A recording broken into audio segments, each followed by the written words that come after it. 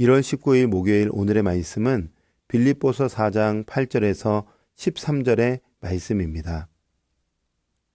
끝으로 형제들아 무엇에든지 참되며 무엇에든지 경건하며 무엇에든지 오르며 무엇에든지 정결하며 무엇에든지 사랑받을 만하며 무엇에든지 칭찬받을 만하며 무슨 덕이 있든지 무슨 기림이 있든지 이것들을 생각하라.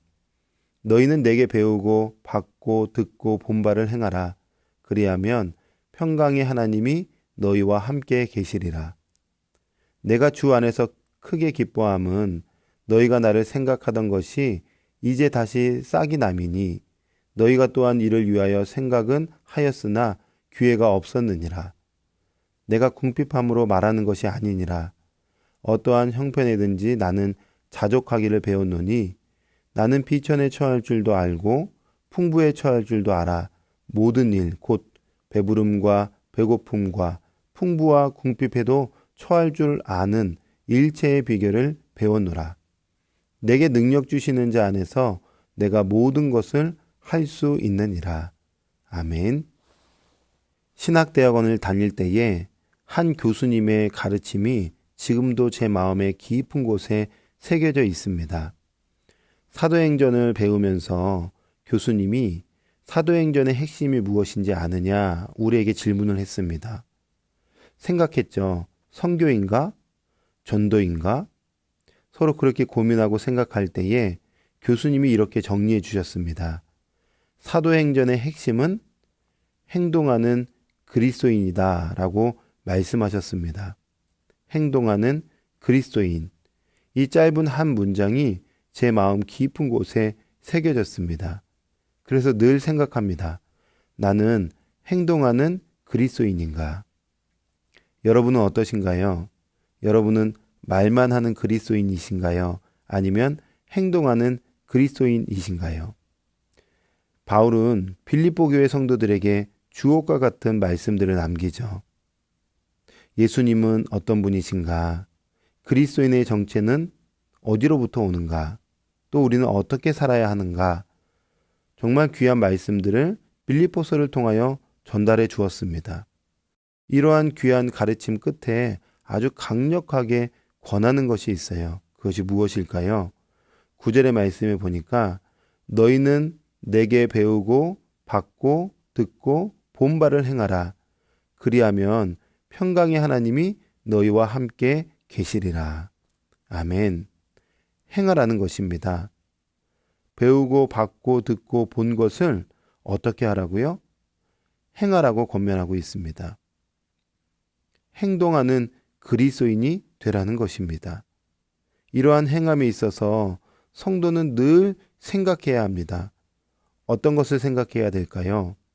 8절의 말씀에 보니까 참된 것, 고귀한 것, 의로운 것, 정결한 것, 사랑스러운 것, 영예로운 것, 덕이 되는 것, 찬양하는 것, 이것이 무엇인지 생각하며 행동하라는 것입니다. 즉, 내가 행동함에 있어서 이것이 하나님이 기뻐할 만한 것인가, 하나님께 영광을 돌릴 만한 것인가, 생명을 살리는 것인가, 늘 생각하면서 말만 하는 그리스도인이 되지 말고 행동하는 그리스도인이 되라는 것입니다.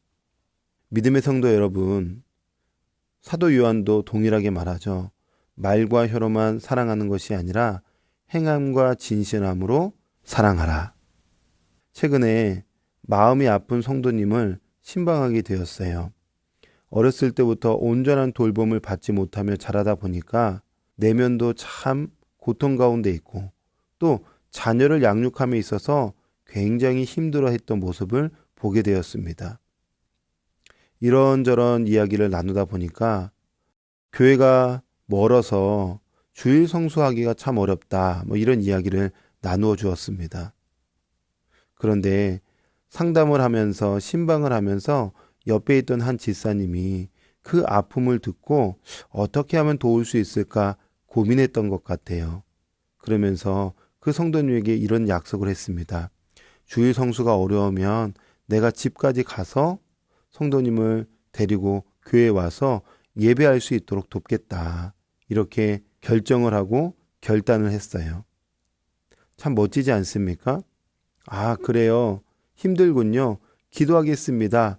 이렇게만 이야기하는 것이 아니라 내가 당신을 위해서 당신이 예배할 수 있도록 돕겠다고 행동하는 결단을 내렸던 것입니다.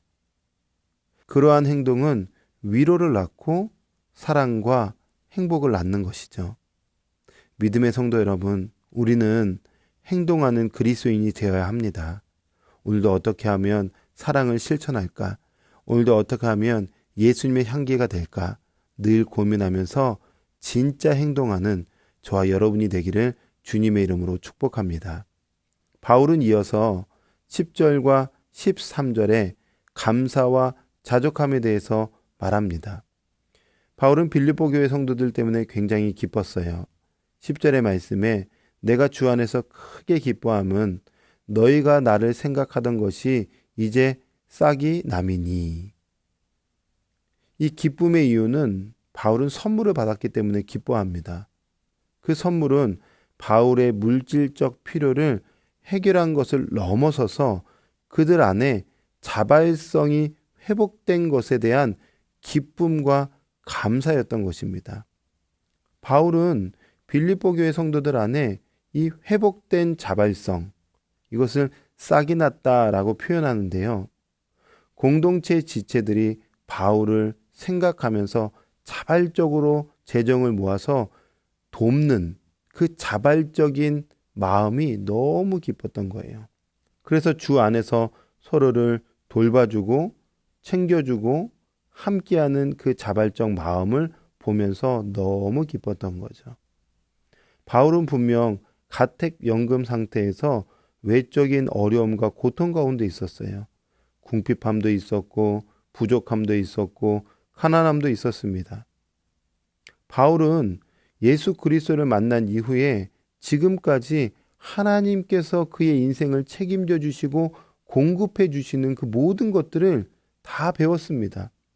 예수님의 산상수훈의 교훈처럼 그 교훈을 온몸으로 경험했어요. 그런즉 너희는 먼저 그의 나라와 의를 구하라. 그리하면 이 모든 것을 너희에게 더하시리라. 아멘. 바울은 하나님의 나라와 복음 전파의 삶을 온전히 드렸을 때에 하나님께서 모든 공급을 채워주시는 것들을 온몸으로 경험했어요. 그래서 자기는 자족하다는 거예요. 자족함을 배웠다는 거예요. 11절에 내가 궁핍함으로 말하는 것이 아니라 바울은 궁핍합니다. 어려움 가운데 있습니다. 그런데 그는 하나님 안에서 세상의 물질을 뛰어넘는 세상의 것들이 자기를 흔들어 제끼지 못하는 자족함을 배웠던 거예요. 그래서 12절에 나는 비천에 처할 줄도 알고 풍부에 처할 줄도 알아 모든 일 곧 배부름과 배고픔과 풍부와 궁핍에도 처할 줄 아는 일체의 피결을 배웠노라. 배운 것입니다.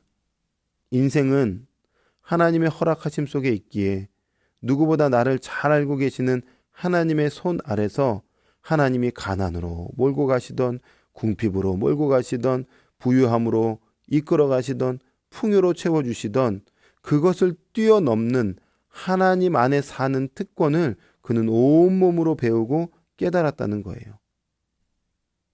그래서 바울은 하나님으로 만족하는 삶을 배웠던 것이죠. 그 가치 속에서 빌립보 교회 성도들을 딱 보니까 야, 얘네들이 나에게 물질을 채워줘? 이 물질이 기쁨이 아니라 그들 안에 싹이 난 것이 기뻤던 거예요. 본질이 회복되어서 자발적으로 서로를 챙겨주고 돌보며 물질을 아낌없이 내어줄 줄 아는 그 마음을 보니까 너무 기쁘고 감사했던 거죠.